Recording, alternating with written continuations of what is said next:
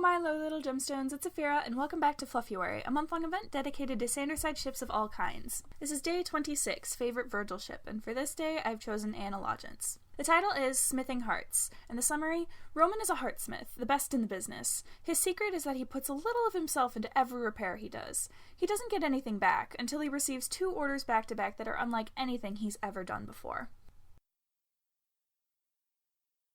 Virgil clutched his parcel to his chest, hurrying through the busy streets as his eyes darted back and forth. He was looking for a specific shop, one he had only heard about through hushed conversation. It wasn't a place he had ever wanted to go, but he couldn't deny anymore that he needed help. A small wooden sign hanging over an unassuming door caught his eye, and he double-checked that nobody was watching him before he ducked into the shop. A cheerful bell announced his arrival, and a young man stood up from his workbench to greet him. He had dark skin and messy brown hair, with a smear of something across his forehead. Hello, are you the Heartsmith? The young man grinned, taking a small bow. The best around. I'm Roman. How can I help you? Virgil tensed. The cheery smile facing him was overwhelming. Well, I'm getting married in a few weeks. Oh, really? Well, congratulations. That's wonderful. He swallowed, picking at the paper around his parcel. Yeah, well, it's not all that great, actually. He set it down, carefully unwrapping the paper and cradling the object inside. Virgil heard the other man draw in a soft breath through his teeth, and he nodded.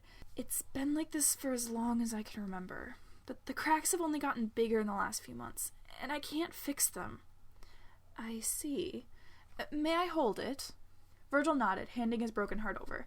So, do you think you can fix it? There was silence as the Heartsmith turned it over and over in his hands, gently prodding at the dark cracks that ran through the very center of it. Then he looked up and smiled confidently. Of course I can, and not to worry, I'll have it done before your wedding. I guarantee it. Really? You think you can do it?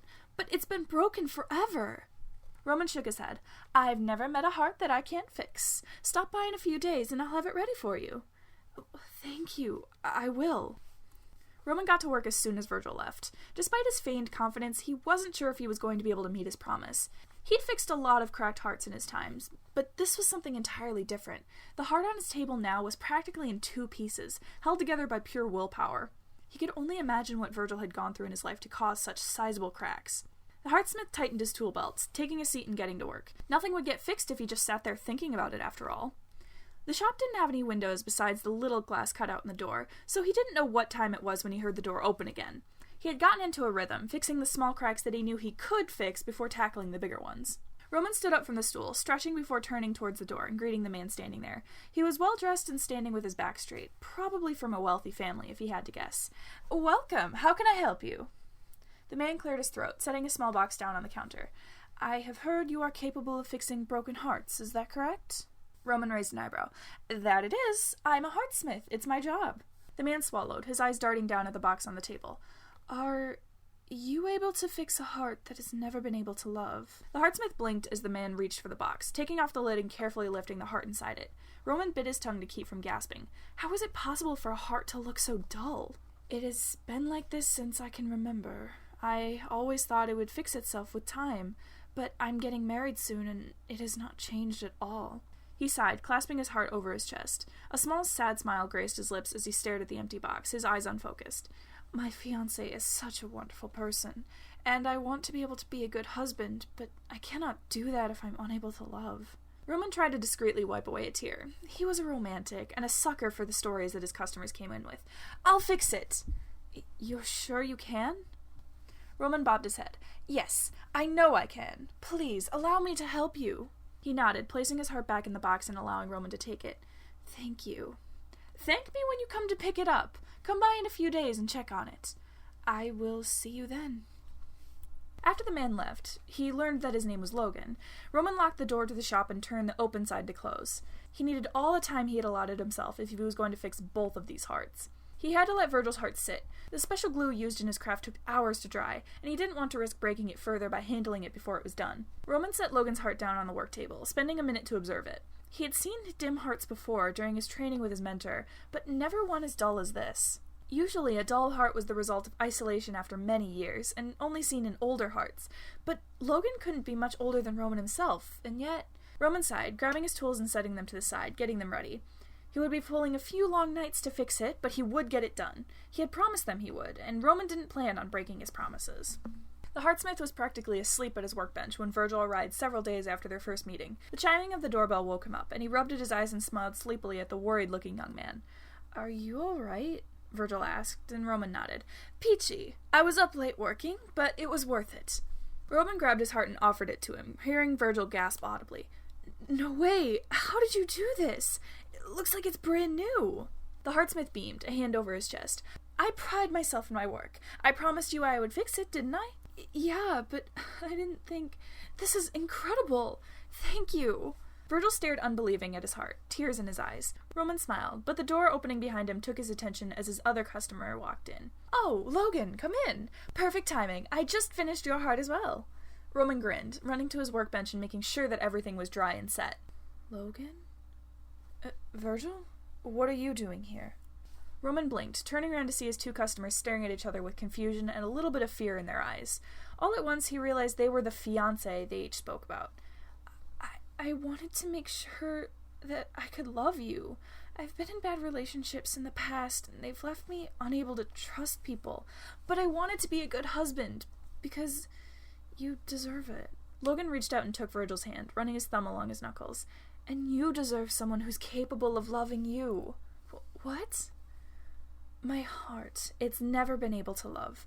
I never thought it was an issue until I met you.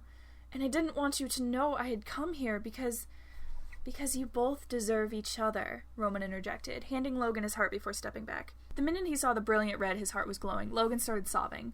"Aw, Elle," Virgil mumbled, pulling his fiancée into a tight hug with tears in his own eyes. Roman could only stand by and watch as they collected themselves, leaving him with a large sum of cash and an imprint of their smiles in his mind. After they left, he locked the door behind them and sat down on his stool, reaching for his own heart that was sitting there. If his mentor was still alive, he knew he would scold him for how he handled the tougher jobs. Roman had always been told to guard his own heart, to not let his feelings get in the way of his work. He laughed softly, cradling his dimming heart close to his chest. It was laced with cracks, large and small, filled with golden glue. "Sorry, sir. Maybe I wasn't cut out for this job after all." Roman kept the shop closed for a week or so after he fixed Virgil and Logan's hearts. He had fallen ill from using his own heart to fix theirs, more so than normal since he had fixed 2 hearts instead of just 1. He took a walk late one night when the streets were mostly empty. The air was clear, and it helped to lift the heaviness in his chest. There were a few couples walking in the park with him, and there was one he recognized a little too late. "Roman!" Virgil waved at him, walking hand in hand with Logan directly towards him. Roman quickly looked around for an escape route, but there was no branching paths, and he had to accept his fate and face them with a fake smile.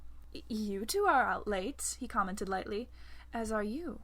We tried to stop by earlier this week to thank you again for your incredible work, but it seemed like you were closed?" Logan asked. Roman scratched the back of his neck. "Yeah, I just got a little cold, that's all." Logan hummed, and then he and Virgil shared a glance. "I see. Well, there was actually something we wanted to tell you, besides thanking you for your hard work." "And what's that?" Virgil took a slow breath, smiling nervously. "After we met you, neither of us could quite get you out of our heads." Roman raised an eyebrow as Logan finished the thought. "We were wondering if you might be interested on going on a date with us." "But I thought you were getting married." They both smiled.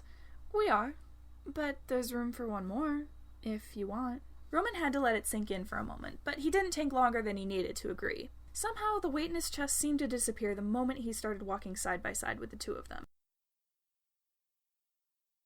Thank you all so much for listening. Make sure to like, comment, and subscribe to make sure you don't miss the rest of this series. If you like my writing and you want to hear more, you can check out the other videos on my channel, or my AO3 link is in the description if you'd like to read them for yourself. See you next time!